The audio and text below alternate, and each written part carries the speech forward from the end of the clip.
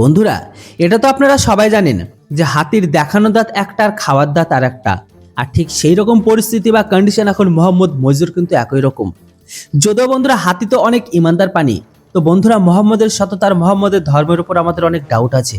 কেননা এখন উনি যেটা বলেছেন সেটা মন থেকে না মুখ থেকে, সেটাও চিন্তার বিষয়। বন্ধুরা, এটা তো আপনারা সবাই দেখেছেন যে ভারতের ৭৫তম গণতন্ত্র দিবসে পুরো বিশ্ব সমেত মালদ্বীপ থেকেও কিন্তু ভারতকে শুভকামনা জানিয়েছে।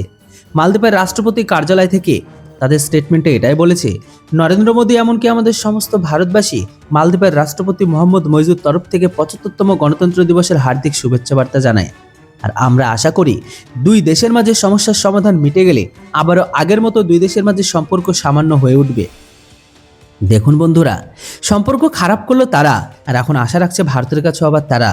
যেমনটা বন্ধুরা আমি আপনাদের শুরুতেই বলেছিলাম যে মোহাম্মদ ভাইসাপের দেখানো দাঁত আলাদা আর খাওয়ার দাঁত আলাদা। আর সেই জন্য মালদ্বীপের নতুন রাষ্ট্রপতি ভারতবাসীকে একটি শুভকামনার বদলে একটি অনেক বড় কিছু চেয়ে বসেছে। তো বন্ধুরা, আমি এখানে কথা বলছি ক্রেডিট লাইনের, যেটি ভারতের পড়শি দেশেরা ভারত থেকে কোনো রকম সুদ ছাড়া বা ইন্টারেস্ট ছাড়া তারা নিয়ে থাকে। কিন্তু আফসোস, এত কিছুর পরেও তারা সেটিকে শোধ করতে চায় না।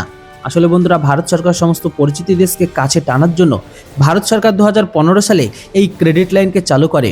মানে ভারত সরকার টাকা ধার দিচ্ছে অন্য দেশকে, আর তার উপর আবার এটিতে ইন্টারেস্টও অনেক কম।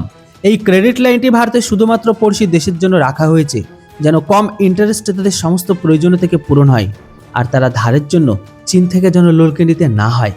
কিন্তু বন্ধুরা, আমাদের পড়শি দেশগুলো তো নিকর্মা, কেননা এদের যতই খাওয়ানো দাওয়ানো হোক আর ফ্রিতে মাল দেওয়া হোক, অবশেষে পা চাটবে কিন্তু তারা চীনেরই। আর মালদ্বীপের এখন ভারতের এই স্কিমের ফায়দাকে সম্পূর্ণ ওঠাতে চাইছে, কেননা এই মুহূর্তে মালদ্বীপের ইকোনমি খুব দ্রুততার সাথে নিচের দিকে পড়ছে। কেননা মালদ্বীপের লোক এখন ভারতকে বয়কট করছে, আর এই কারণে মালদ্বীপকে এই উইন্টার সিজনে যতটা রেভিনিউ হওয়া উচিত এটা তারা এখন একদমই পাচ্ছে না। আর এই জন্য এখন মালদ্বীপের বিদেশ বিভাগ ভারত সরকারের তরফ থেকে মালদ্বীপকে দেওয়া প্রতি বছর দেওয়া ক্রেডিট লাইনকে আরও বাড়িয়ে দেওয়ার দাবি জানিয়েছে, আর যেন মালদ্বীপের দামপত্র কিছুটা সময়ের জন্য মেনটেনকে রাখা যায়। এই মুহূর্তে মালদ্বীপের ভেতরে অনেক কিছুর দাম আকাশ ছোঁয়া হয়ে উঠেছে, বিশেষ করে ওই সমস্ত জিনিসগুলো যেগুলো ভারত সরকার মালদ্বীপকে সাপ্লাই করে।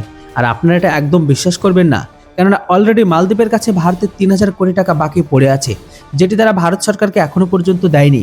তার উপর আবার তারও আর ধার চাই। সেই পয়সাকে ব্যবহার করে তারা যেন আবার জোরসোরে ইন্ড আউট ক্যাম্পেইনকে চালাতে পারে। তো বন্ধুরা, এবার আপনারাই বলুন, মালদ্বীপের বিদেশ বিভাগের এই ডিমান্ডকে আমাদের পূরণ করা উচিত কিনা? অবশ্যই আপনাদের মতামত কমেন্ট বক্সে লিখে জানান। আর হ্যাঁ, ভিডিও আর ইনফরমেশন ভালো লাগলে অবশ্যই চ্যানেলটিকে সাবস্ক্রাইব করতে ভুলবেন না। Thanks for watching. জয় হিন্দ, বন্দে মাতরম।